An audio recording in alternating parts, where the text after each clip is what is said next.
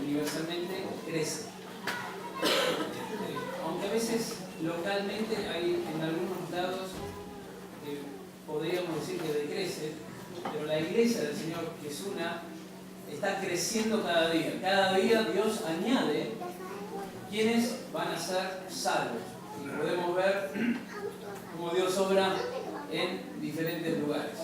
Me encantó todo lo que estoy disfrutando, realmente me hace mucho bien, me emocionó mucho la canción, que nos habla de poder estar con el Señor.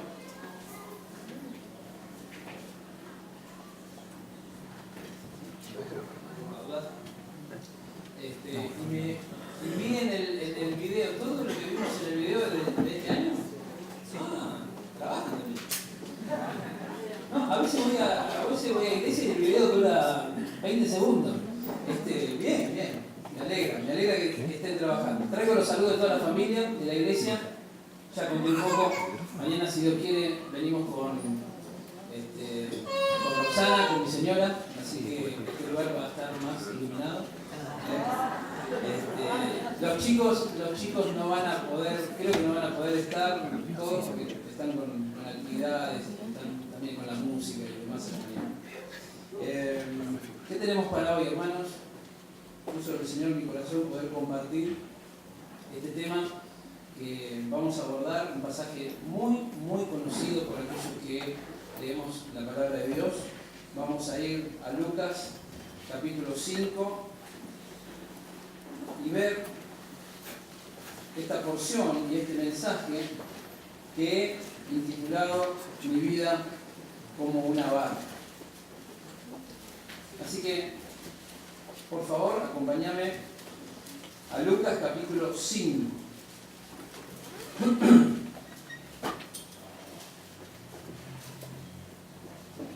Y vamos a leer comenzando el verso primero. Dice la palabra de Dios, Lucas capítulo 5. Aconteció que estando Jesús junto al lago de Genesaret, el gentío se agolpaba sobre él para oír la palabra de Dios. Y vio dos barcas que estaban cerca de la orilla del lago. Y los pescadores, habiendo descendido de ellas, lavaban sus redes. Y entrando en una de aquellas barcas, la cual era de Simón, le rogó que la apartase de tierra un poco, y sentándose, enseñaba desde la barca a la multitud. Cuando terminó de hablar, dijo a Simón: boga mar adentro, y echad vuestras redes para pescar. Respondiendo Simón le dijo: Maestro, toda la noche hemos estado trabajando y nada hemos pescado, mas en tu palabra echaré la red. Y habiéndolo hecho, encerraron gran cantidad de peces y su red se rompía. Entonces hicieron señas a los compañeros que estaban en la otra barca para que viniesen a ayudarles. Y vinieron. Y llenaron ambas barcas, de tal manera que se hundían. Viendo esto, Simón Pedro cayó de rodillas ante Jesús, diciendo: apártate de mí, Señor, porque soy hombre pecador. Porque por la pesca que habían hecho, el temor se había apoderado de él y de todos los que estaban con él. Y asimismo de Jacobo y Juan, hijos de Zebedeo, que eran compañeros de Simón. Pero Jesús dijo a Simón: no temas, desde ahora serás pescador de hombres. Y cuando trajeron a tierra las barcas, dejándolo todo, le siguieron.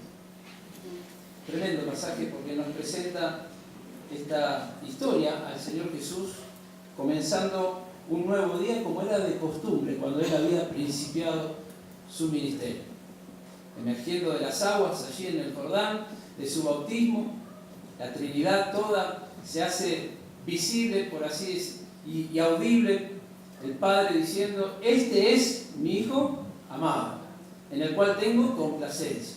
El Espíritu Santo que desciende sobre el Señor como paloma, y allí está el Señor, que estaba haciendo y obrando toda justicia, pasando por las aguas del bautismo.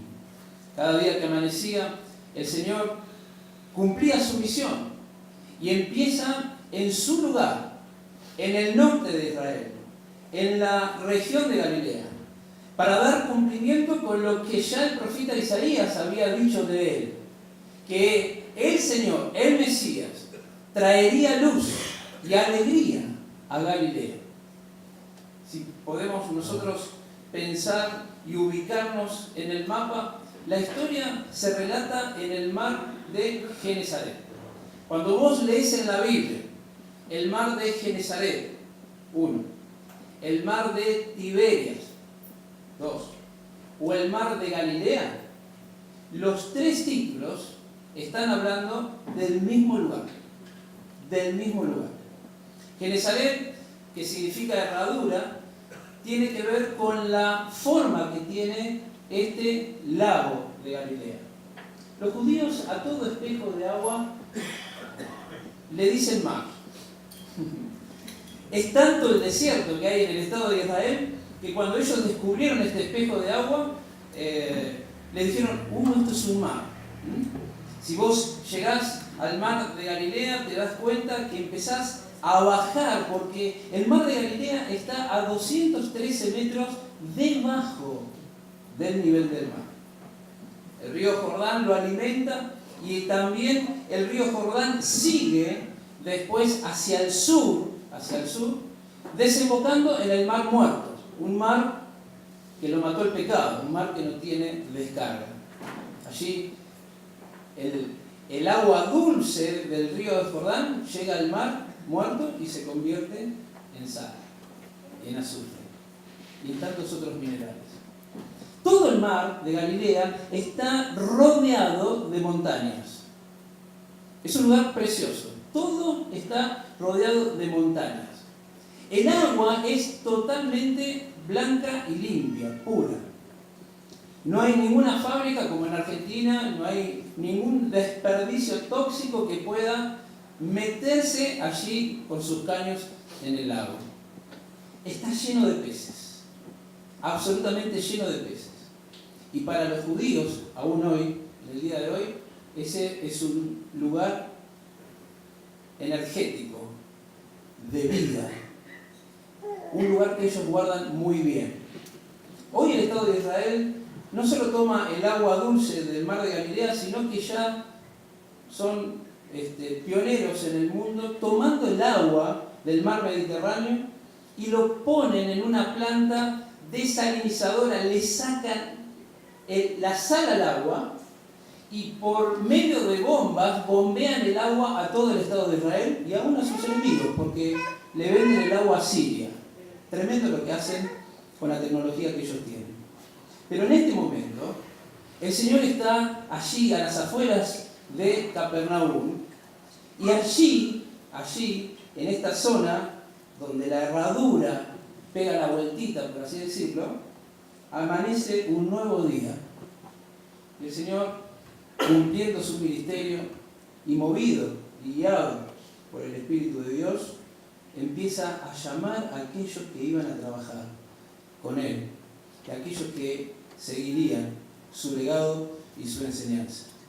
Nunca el Señor pisó, por ejemplo, Tiberíades.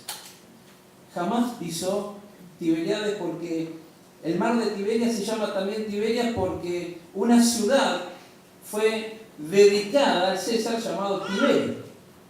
Era un lugar totalmente pagano, el Señor nunca estuvo ahí. Él estuvo, por así decirlo, en el norte del mar de Galilea y todo lo que tiene que ver con Decápolis. Pero bueno, eso es otro tema de geografía.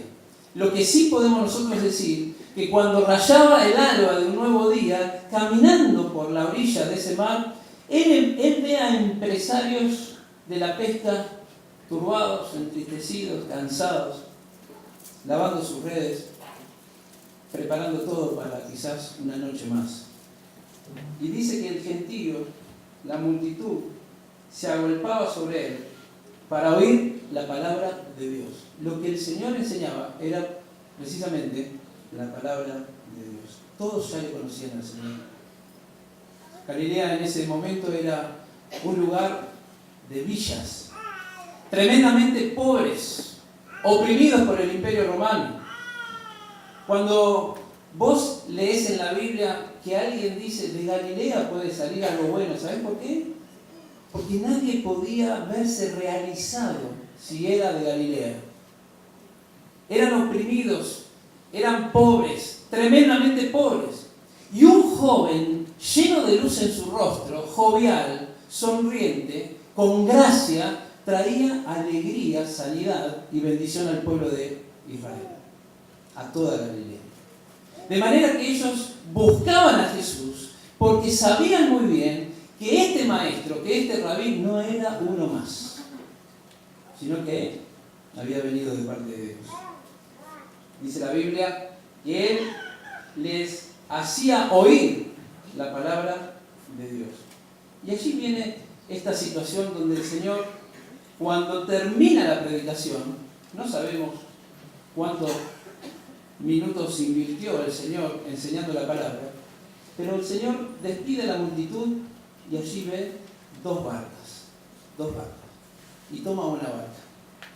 Yo tracé un paralelo sobre la barca de Pedro, pensando en mi vida y para poder compartirla también con ustedes. Y quiero compartir 4 características. En primer lugar, vamos a ver con la ayuda de Dios en esta noche una barca aparejada, dispuesta. En segundo lugar, vamos a ver una barca aprovechada.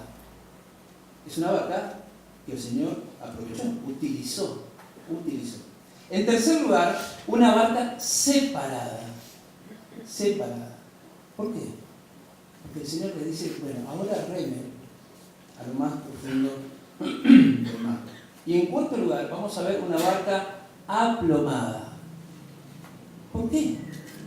Porque el relato bíblico dice que la barca se hundía cuando estaba pegando la vuelta. Y si hay alguien en este lugar que no tiene al Señor, yo quiero hablar en lo último del mensaje, 5 minutitos con una barca desocupada, que hoy puede ser ocupada por el Señor Jesucristo, si vos le entregas la vida a Él. Ojalá que la fiesta sea completa. Si hay alguien que entró con dudas en este lugar, sin salvación, sin haberle aceptado al Señor, y hoy sale con salvación en su alma, con Cristo en el corazón. En primer lugar, una barca aparejada, dispuesta. La barca estaba ahí, como solía estarlo. Ya el sol ya estaría pegando fuerte. En Israel amanece muy temprano. Y allí estaba el Señor despidiendo a la multitud y quedan los empresarios, le digo yo, de la pesca, ¿no? Con Pedro a la cabeza. Y allí estaba la barca, atadita, flotando, y el Señor pide esa barca. Una barca aparejada, dispuesta. Pensaba en mi vida como una barca. Y yo me hago una pregunta, me hacía para mí, te la transmito a vos, se la transmito a usted, se la transmito a la iglesia que está cumpliendo un año más. ¿Estamos dispuestos? ¿Estamos dispuestos? ¿Estamos comprometidos para el Señor? Bueno, si yo voy al diccionario para buscar, bueno, ¿qué es disposición? ¿Qué es disponer? Y la verdad que me hizo mucho bien porque cuando voy al diccionario y veo lo que significa disponer, dice colocar, disponer, colocar, poner las cosas en orden o en la situación necesaria para lograr un fin. Colocar, poner las cosas en orden o en la situación necesaria para lograr un fin. Yo tengo un taller mecánico, ¿no? Y esto lo vivimos todos los días. Creo que las hermanas lo pueden vivir en la cocina, o vos lo podés vivir en una oficina, o seguramente hay técnicos acá que han tenido taller o han trabajado en la metalúrgica. Bueno, nosotros, una de las cosas que más sufrimos en un taller es cuando se pierde una herramienta. Yo cuando la escucho a Roxy, ¿dónde me pusieron el cucharón? ¿Dónde me pusieron? Y nadie, viste que los chicos nadie sabe nada. y perdés tiempo. Y estabas con la leche acá, estabas revolviendo acá. Y bueno, nosotros también, la herramienta, siempre digo, se terminó de usar, hay que limpiarla y hay que colgarla. Tenemos un gran tablero de herramientas de 3-4 metros, impresionante, donde cada herramienta tiene su lugar. Esa herramienta, en el tablero de herramientas, estaría disponible, a ver, en el lugar correcto, en el tiempo correcto, para lograr un fin. Eso es estar dispuesto. Una de las cosas que más nos cuesta a nosotros, como creyentes en el Señor, a los varones nos cuesta más en lo secular, es ser ordenados. Somos muy desordenados nosotros, salvo alguna rara excepción. Y allí, en la vida matrimonial, tenemos los tirones de oreja, ¿por qué? Porque somos desordenados. Pero en la vida espiritual también somos desordenados. Nos confundimos en saber qué está primero. ¿Qué está primero? Miren, hermanos, hoy en la iglesia del Señor, los valores también se están cambiando. Los principios de la palabra de Dios también se están cambiando. Y nos estamos metiendo en una gran confusión. Hoy tener hijos chiquitos es una traba para venir a la reunión. Hoy la gran ocupación, el trabajar y trabajar, te limita y te lleva a un terreno donde no podés servir al Señor de la manera en que vos quisieras servir al Señor. Yo me acuerdo cuando era más joven, teníamos un anciano que oraba así. Nunca me voy a olvidar de él. Y decía: Dios, te pido que me des un trabajo que me permita estar en las reuniones. Hoy no escucho decisiones de fe en ese sentido, ¿no? Decimos, bueno, tenemos que trabajar. Obvio que tenemos que trabajar.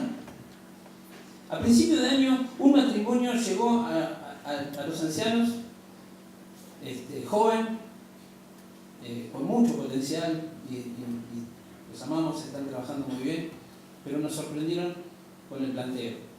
Allá por febrero de este año, dijeron: hermanos, hemos tomado una decisión. ¿Qué? Pensamos con mi esposa en tomarnos un año sabático. El otro anciano, mi coanciano, me mira y me dice: o vos o yo. Y yo digo: muy bien, un año sabático. Le digo: ¿tenés un texto? No, nosotros estamos pensando que tendríamos que ocuparnos más del matrimonio, porque vos sabés que si no nos ocupamos del matrimonio, es muy difícil que ¿tienen algún problema en el matrimonio? No, lo que pasa es que estamos cansados. Y el año sabático, ustedes piensan que, no sé, ¿cómo se implementa? La primera vez que yo escucho una cosa así. No, vendríamos a la cena y los ministerios que lo hagan otros. Mirá qué bien. Entonces agarré la Biblia y dije: bueno, si vos no tenés un texto, déjame a ver si consigo un texto para decirte que sí. Porque yo no veo que una mano le diga a la cabeza: la cabeza, voy a dejar de ser mano durante un año. ¿Qué se brome la otra mano? Imagínate un pie que le diga a la cabeza: me quiero tomar un año sabático. Estaríamos todos saltando. Y le dije: todo lo que ustedes dejen, la verdad que se va a tener que recargar en otro, porque la obra sigue. Empiezo a leer los textos: cumple tu ministerio. Empiezo a leer los textos: aviva el fuego del don que hay en ti. Empiezo a leer los textos: crece en la obra del Señor, siempre. Sí, pero nosotros queremos tomar un año sabático. Muy bien. El año sabático lo empezás vos y te lo terminamos nosotros. ¿Cómo? Sí, esa es la propuesta. Dios no obliga a nadie. Ustedes empiezan el año sabático. Y nosotros los ancianos te lo terminamos. ¿Será un año? ¿Será 2? ¿Será 3? ¿Quién sabe, no? ¿Cuándo termine tu año sabático? Mirá si te doy un año sabático a vos y vienen más matrimonios que quieren año sabático. Y yo le tenga que decir a Roxana, che, ¿nos perdimos de algo nosotros? ¿Por qué no nos tomamos también nosotros un año sabático? ¿Qué decir, Rubén? ¿Nos jubilamos en la obra? Miren, hermanos, estar disponible, quiero ser lo más sencillo y práctico en esta noche, estoy orando al Señor por eso. Estar disponibles en la obra es estar ordenado. ¿Quién está primero en tu vida? ¿Quién está primero? ¿Es el Señor? Y si es el Señor, en las circunstancias en que vos estés viviendo, Él va a ordenar lo que parece muchas veces confuso y desordenado cuando nos entregamos a Él. La barca estaba dispuesta. Estaba allí. Estaba en el lugar. Lista para ser utilizada. Fíjate lo que dice Marcos. Por favor, acompáñame. Marcos capítulo 13. Versículo 9. El que lo tiene lo lee con voz fuerte. A ver. Marcos 3:9.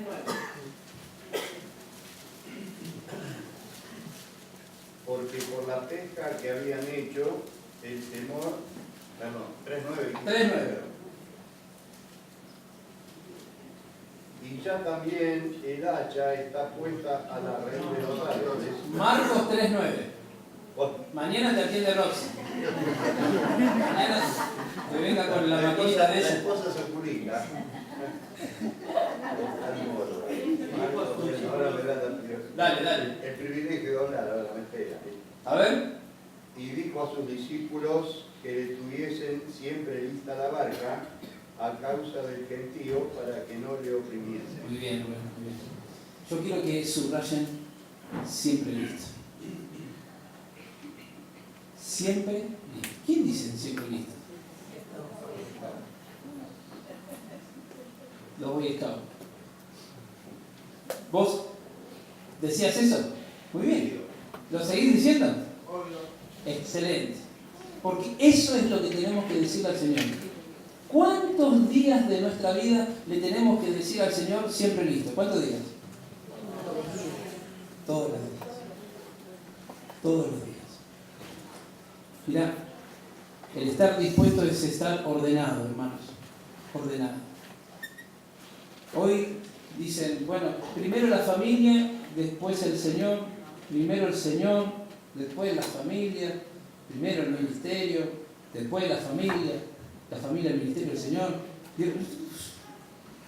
No, primero el Señor.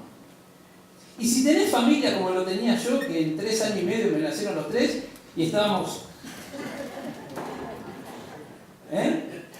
Y nos teníamos que a veces turnar en la cena, porque el del medio, mami, pagué todos mis pecados con él. Entonces, Dios va a hacer, cuando vos estás dispuesto, Dios va a darte la fortaleza y la sabiduría para estar presente y para estar dispuesto. Una barca aparejada es una barca que está disponible. Es triste ver que en las iglesias, la gran mayoría en las iglesias, los que trabajan son los menos. Y si la iglesia es más grande, peor la paradoja.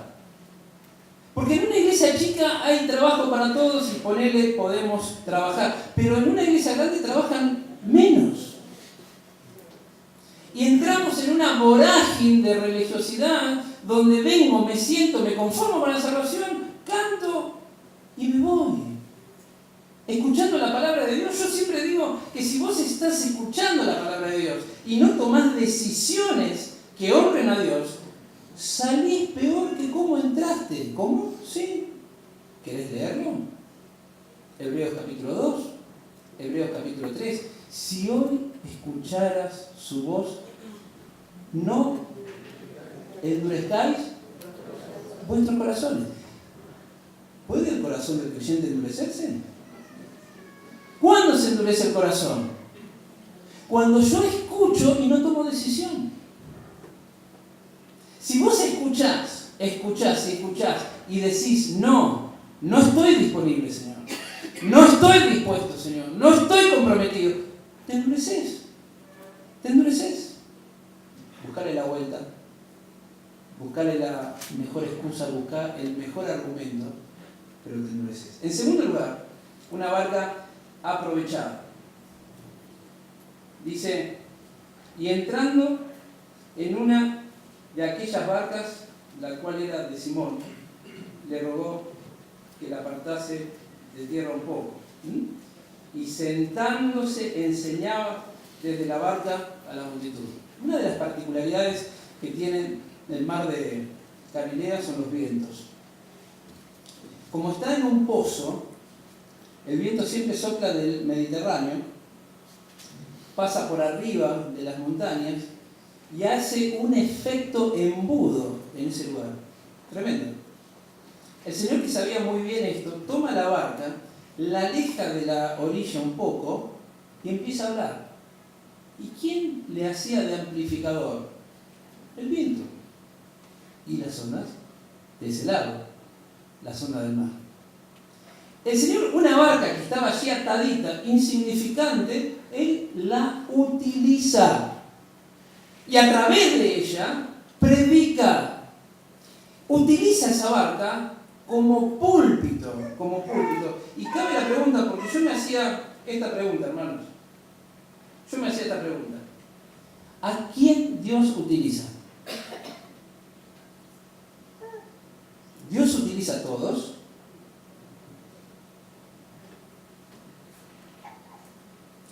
La pregunta podría ser también desde otra óptica. ¿Dios puede utilizar a todos? Es Dios. Utilizó a Nabucodonosor, utilizó una mula, un asna. ¿Puede utilizar una piedra? ¿Lo dice? Si nosotros callaremos. Entonces, en la infinitud de Dios, en la inmensidad de Dios y en la grandeza de Dios, estando Él por sobre y fuera del tiempo, del universo y de la creación, porque Él es más grande que eso, Él puede utilizar a cualquiera, cuando se le plazca. Pero Él quiere utilizar a la iglesia. Él quiere utilizar a cada uno de nosotros. Ahora, ¿puede Dios utilizar a cada uno de nosotros, estando nosotros en cualquier condición? ¿Te sentaste vos a alguna mesa a cenar, a almorzar, y te pusieron un plato de hace 3 días con resto de salsa, con mal olor? ¿Qué pasaría si estás en un restaurante y te traen una copa que está toda reveteada, ¿viste? Con el detergente. Mozo, la copa. Ni aún nosotros, en un taller, por ejemplo, el caso nuestro de inyección electrónica, donde vienen autos de alta gama, ni aún nosotros, si fuésemos lo más eficientes y con un solo dedo dejamos manchado de grasa el tapizado de una butaca, el cliente puede llegar a ser un escándalo. ¿Dios puede utilizar instrumentos sucios? No. Entonces, ¿a quién Dios utiliza? Bueno, en primer lugar yo quiero contestar esta pregunta y quiero trasladársela a ustedes. A la luz de la palabra de Dios, Dios utiliza a quien llama. Y eso es muy importante, porque cuando Dios llama, Él capacita, y cuando Él llama y capacita, utiliza. Dios llamó a Moisés, Dios llamó a Josué, Dios llamó a tantos otros, a Pedro, al apóstol Pablo, a Juan. Pero Dios sigue llamando, y a través del tiempo Dios te llamó a vos. Todos aquellos que hemos recibido a Cristo en el corazón hemos sido llamados, un llamado para salvación, pero también un llamado a servirle y adorarle. Vale decir entonces que nosotros tenemos en Dios todas las herramientas para que Él nos utilice. Sin embargo, Dios no utiliza a todos. Y esto es triste. La obra de Dios no puede ser frenada por nadie y por nada. Que el Señor venga inminentemente, hermanos, porque esto no da para más. El Señor viene ya, no lo va a frenar nadie. Ni vos ni yo, ni el mundo. Nadie. Lo que sí quiere Dios es que vos estés en su plan. Él quiere utilizarte a vos. ¿Quién pierde? ¿Dios? No. Vos o yo. Cuando una iglesia no es utilizada por Dios, perdemos bendiciones, privilegios, posiciones. En segundo lugar, ¿a quién Dios utiliza? Romanos capítulo 12, versículo 1, te da también una respuesta. Es un texto que solemos decirlo de memoria.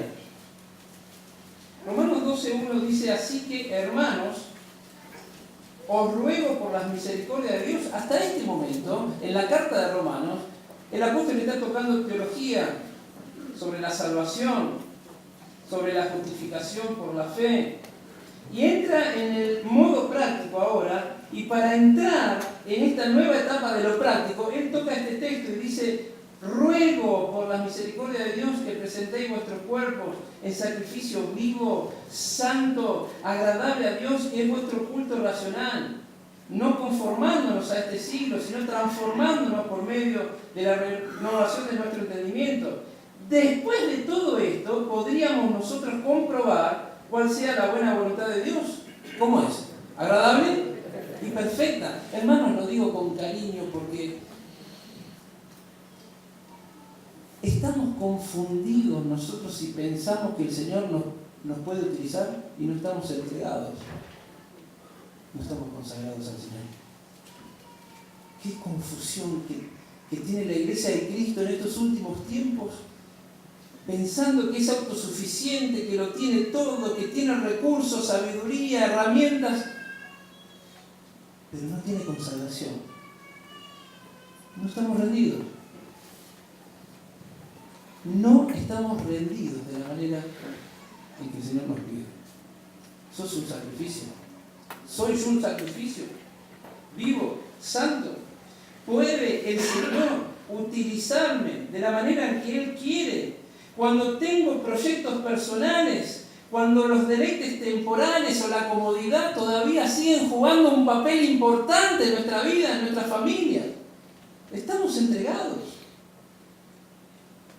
Le hemos dicho al Señor cada día: Señor, ¿qué querés de mí en este día? ¿Qué querés? Los pastores, nosotros lo hemos hecho allí en calle Mario Bravo hace algunos años con Alberto. Señor, ¿qué iglesia querés? ¿Qué iglesia querés? En tercer lugar, ¿a quién Dios utiliza? Mateo capítulo 20, fíjate, entre tantos textos, Mateo 20:25. Mateo 20:25. Entonces Jesús, llamándolos, dijo: sabéis que los gobernantes de las naciones se enseñorean de ellas, y los que son grandes ejercen sobre ellas potestad. Mas entre vosotros no será así, prestad atención por favor, sino que el que quiera hacerse grande entre vosotros será vuestro servidor. ¿Servidor? Ah, sí, servidor viene de servir, de ser utilizado, de servir. ¿Quién va a servir? ¿Quién va a ser utilizado? ¿El grande o el servidor? El servidor. Y el que quiera ser primero entre vosotros será vuestro siervo. Entonces, termina el Señor con su ejemplo y dice: como el Hijo del Hombre no vino para ser servido, sino para servir y dar su vida en rescate. ¿Por quién? Por muchos. ¿A quién Dios va a servir? Bueno, yo tengo una respuesta. ¿A quién Dios va a utilizar? Dios va a utilizar a aquel que piense en el otro. Don Roberto Ochoa, no sé si alguna vez lo escucharon a don Roberto, era de esta zona, ¿no? Hermanos, parezco verlo ahí en el Müller pegándonos ahí en teología propia. Hay dos clases de creyentes, hermanos, que entran por la puerta de la iglesia. Y nosotros vamos. Los que vienen a dar y los que vienen a recibir. ¿Qué pasaría, decía él, si todos en la congregación venimos a la iglesia a recibir? ¿Quién se lleva algo? Nadie. Pero cuando vos entrás por la puerta de esta congregación, o algún hermano de otra congregación que nos está visitando, o yo entrando allí en calle Mario Bravo, cuando pusiste el pie en el templo, en el local, yo vengo a dar. ¿Qué cosa? ¿Tengo que tomar la palabra? No. ¿Un beso? ¿Un abrazo? ¿Un saludo? ¿Puede ser que en la congregación de los santos, de los hijos de Dios, hay hermanos que no saluden? ¿Puede ser? Sí, puede ser. ¿Puede ser que alguien solamente esté mirando a su alrededor, buscando la crítica del día para llenarse su carnalidad, pensando en qué hizo conmigo? No me miró, no me saludó, ¿viste ese gesto? A mí no me pusieron, no me tienen en cuenta.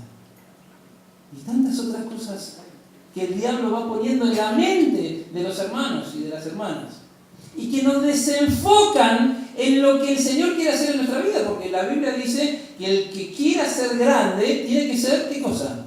Servidor de los demás. De manera que llegar a la congregación y vivir la iglesia, no el templo, porque tenemos mucha vida de templo, pero poca vida de iglesia. Llegar a la iglesia es poder servir a los demás. Bendito sea el Señor si lo hacemos. Cuando uno piensa en el otro, seguramente Dios te va a utilizar. Y si estamos pensando en el otro, nos estamos acomodando y amoldando a lo que el Señor dice, unos a otros. Hay más de 33 pasajes en el Nuevo Testamento donde se menciona la expresión bíblica unos a otros. ¿Qué dice? ¿Otros a unos? ¿Dice otros a unos? No, ¿qué dice? Unos a otros. De manera que pensar en el otro es pensar también en la evangelización. Les cuento una intimidad de la iglesia. Lanzamos en el enero de 2017 un programa que es Uno por Familia. ¿Qué es Uno por Familia? Lo que predicamos en Juntos. ¿Qué predicamos en Juntos? Acercarnos, bendecir, conquistar y discipular. Porque el énfasis de la Gran Comisión no está en predicar. ¿Qué está diciendo? No. El énfasis de la Gran Comisión es hacer discípulos. Y para ser discípulos, vos tenés que predicar. El combo es hacer discípulos. Y en ese combo está incluido el predicar. ¿Y cómo vas a predicar? Si nunca te acercás. Mirá, lloramos todo esa mañana, porque trazamos líneas, cada uno lo hizo en su intimidad. Y uno tenía 10 años de creyente, otro tenía 15 años de creyente, 20 años, estamos hablando de años. Otro tenía 30 años de creyente. Y una de las preguntas para este programa Uno por Familia fue, en 30 años de creyente, ¿cuántos invitados trajiste a la iglesia? 30 años. ¿Cuántos? Y hubo lágrimas. Y el Señor nos confrontó y nos desafió a un nuevo año para orar por una persona. Yo tengo un listadito, acá en la Biblia debe estar por ahí, donde tenemos más de 20 personas que todos los días estamos orando. Estamos orando por la almacenera Norma, que nos hace la comida del taller. Estamos orando por la vecina también del taller y la vecina de la congregación. Y ustedes tienen que ver lo que Dios está haciendo orando, porque no solo es orar, sino buscar que el Señor abra la puerta para poder llegar y decirle, el Señor te ama, pensar en lo demás. ¿Estás pensando en lo demás? ¿Estás pensando en lo demás? ¿O estás agobiado con tu quinta y tus problemas y no podés levantar la vista al cielo y ver que los campos están blancos para la siega? El desafío en esta noche, en un año que comienza para ustedes, es pensar en lo demás. ¿Lo estás haciendo? Gloria a Dios. ¿Lo estamos haciendo todos? En tercer lugar, una barca apartada. Termina el Señor de utilizar la barca como un púlpito y el Señor, despidiendo a la multitud, pienso yo que el sol ya estaba pegando fuerte, le dice, suba y nos vamos al medio. ¿Sabés que el mar de Galilea vos podés ver la otra orilla, ahí nomás, supongo que serán unas 4 cuadras, 400 y pico de metros de ancho? En el medio del mar, la profundidad mayor son de 35 metros. Es un lago donde vos podés mirar, parecido a los lagos del sur. Y cuando llegaron al medio, le dice el Señor en plural, le dice, tiren las redes. Yo pienso en Pedro, experto, que conocía esa herradura de agua como nadie, sabiendo que se pesca de noche, sabiendo que habían trabajado y no habían sacado un solo pez, y que este hijo de carpintero me diga a mí lo que tengo que hacer, con pleno sol, en pleno mediodía. Sin embargo, Pedro, en el medio del lago, mira al Señor y seguramente conmovido por su autoridad y su gracia, Señor, dice, yo en tu nombre echaré la red. Fíjate que el Señor le habla en plural y Pedro responde en singular, igual que nosotros. El Señor le dice, tiren las redes. Básicamente, por barca tenían 3 redes. Algunos tenían más, pero lo mínimo que tenían eran 3. Tiraban 1, 2 y 3. El Señor mira que habían redes en plural, pero Pedro tira en singular. Incrédulo, ¿no? Como nosotros. El Señor a nosotros nos pide 1 milla más y nosotros le damos, no 1 milla, unos metritos, a cuenta gota. No me pidas más. No me pidas más. Cuando tira esa red y ve que como un mandato divino los peces se apresuraban a meterse adentro de esa red, se inclina la barca y dice, pero ¿qué está pasando? Esto es milagroso. Nadie podía contarle el cuento a Pedro, sabía que esto era milagroso. Y ahí cae de rodillas y le dice al Señor, Señor, salí, apártate de mí, porque soy hombre pecador. Es que cuando vos te acercás al Señor y te acercás más en el estudio de la palabra, te acercás más en comunión, hay 2 cosas que suceden en la vida. En primer lugar, Él es más hermoso, más santo, más dulce. Y en segundo lugar, nosotros somos más pecadores. Pablo, cuando escribe a los romanos, dice exactamente lo mismo, porque el que se acerca al Señor, Pablo concluye diciendo la verdad que el mal no está en el otro, el mal está en mí. Porque lo que quiero hacer no lo hago. El carnal en la iglesia siempre le echa la culpa al otro, pero el espiritual se echa la culpa a sí mismo, porque el espiritual sabe lo que es delante del Señor. Que somos viles pecadores, que no tendríamos que estar acá. Y Pedro, entendiendo de que esto es milagroso, cae de rodillas al Señor, delante del Señor.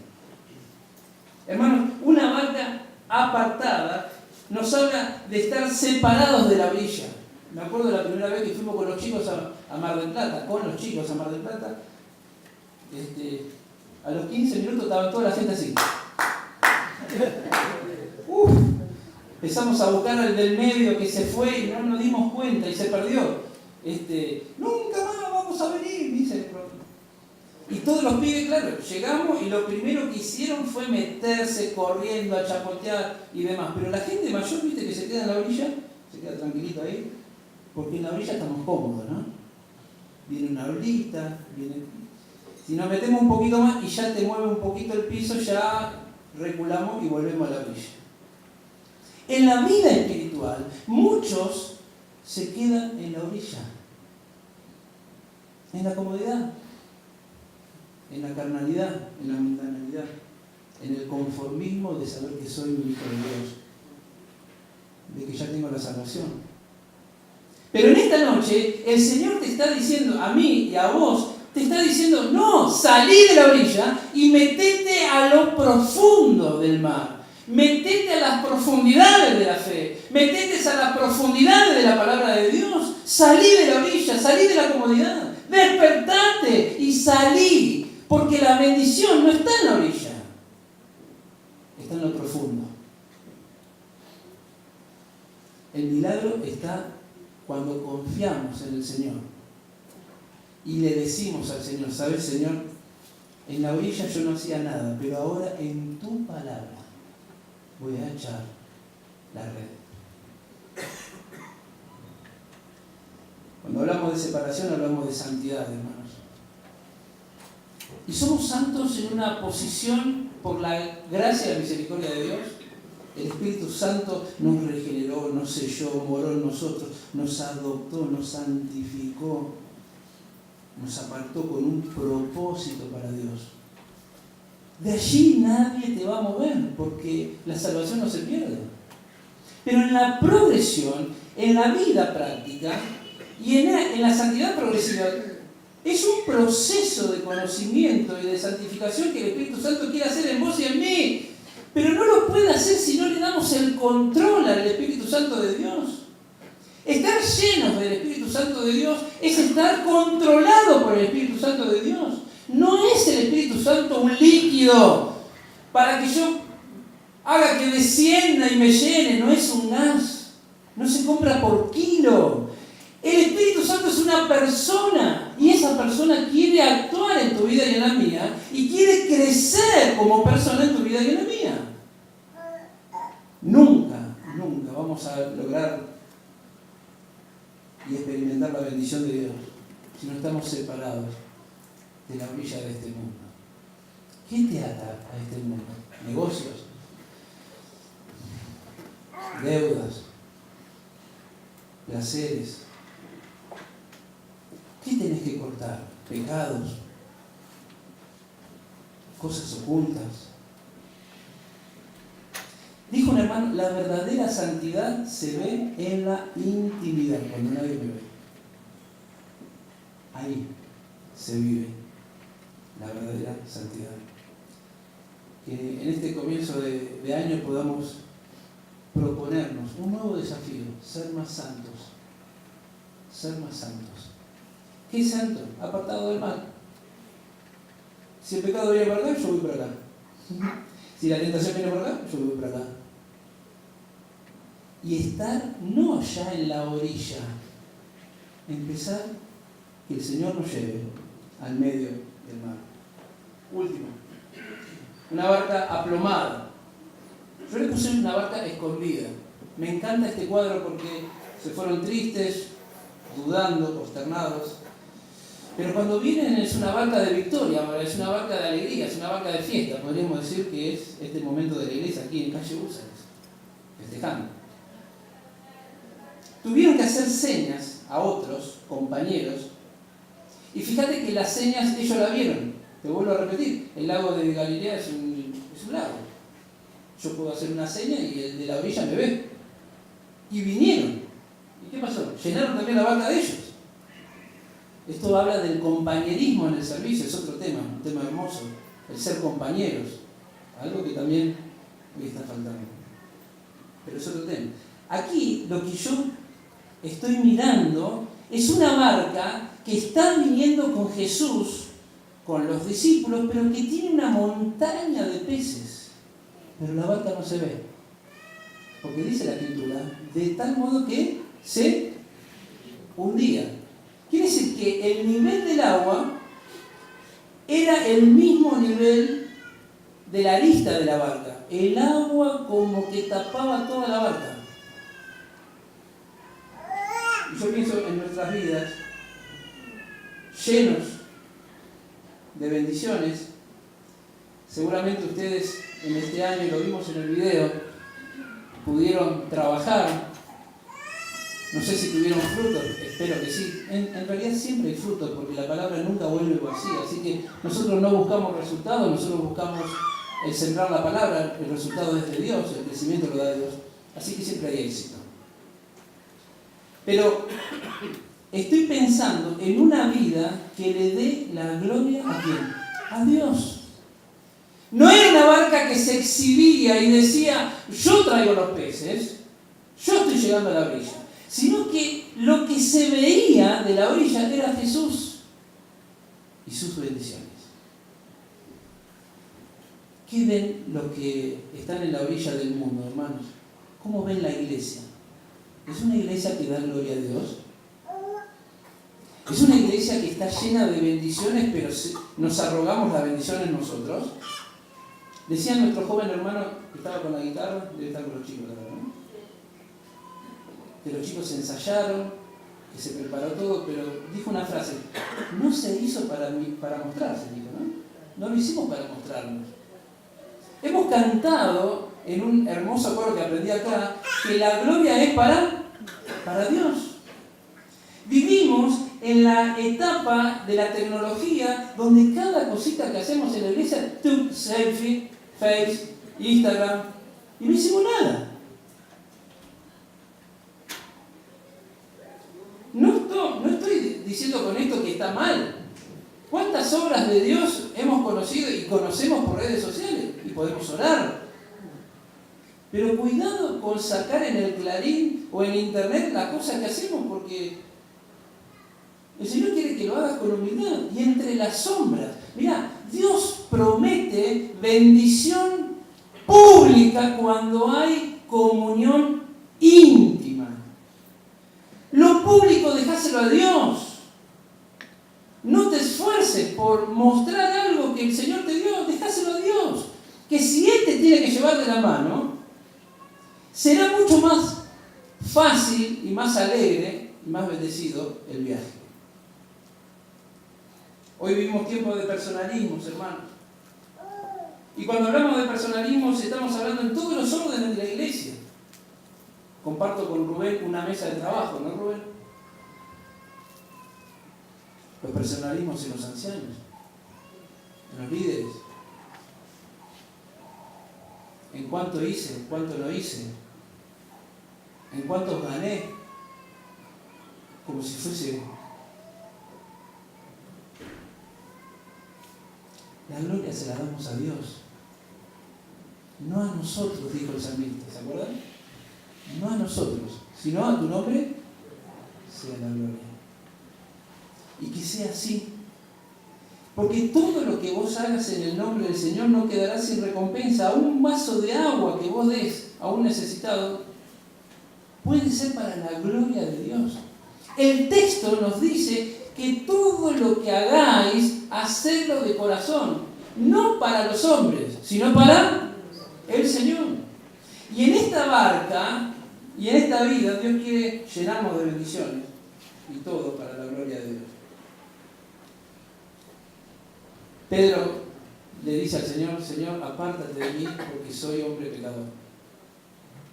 Pedro tenía las barcas, tenía su negocio, pero nunca había vivido una cosa semejante como ese día en Galilea.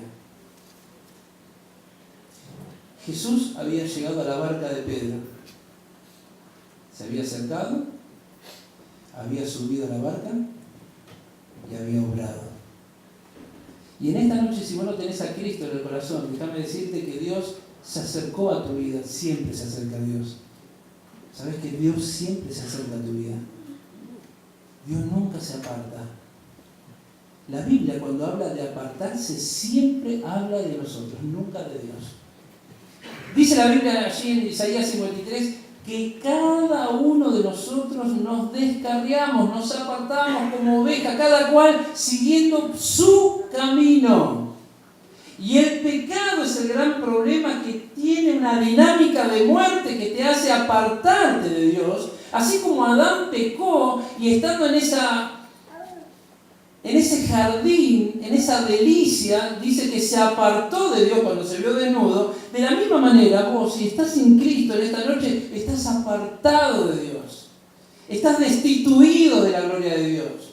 Y pará, porque el problema no termina ahí. No podés acercarte a Dios ni con obras, alcanzar su favor con cosas que puedas hacer, ni con conductas buenas, porque el estándar de Dios es tan alto que dice la palabra de Romanos capítulo 3, no hay justo, no hay uno que haga lo bueno, no hay ni siquiera uno. De manera que Pedro entendió que este era un momento bisagra para su vida. Y dice que se arrodilla y confiesa su condición. Señor, apártate de mí, porque soy hombre pecador. Pero el Señor no se aparta de Pedro. Le dice, Pedro, no temas. Desde hoy yo voy a cambiar tu vida. De ser un pescador de peces, ahora vas a ser un pescador de hombres. Y dejándolo todo, Pedro se entrega a Cristo en esa barca, en el medio del mar, y le sigue a Cristo por siempre. Y nunca más le dejó.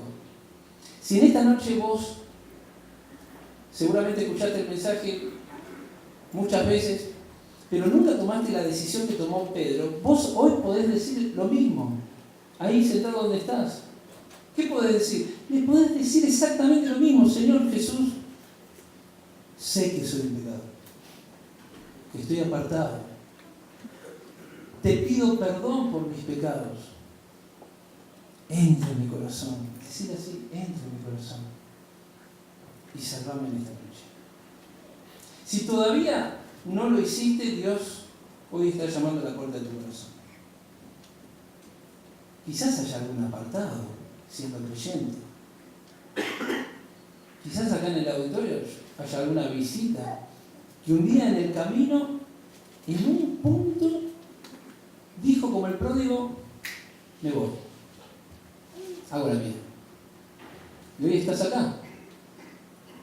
Y el Señor te está diciendo también que le reconozcas como el Señor de tu vida.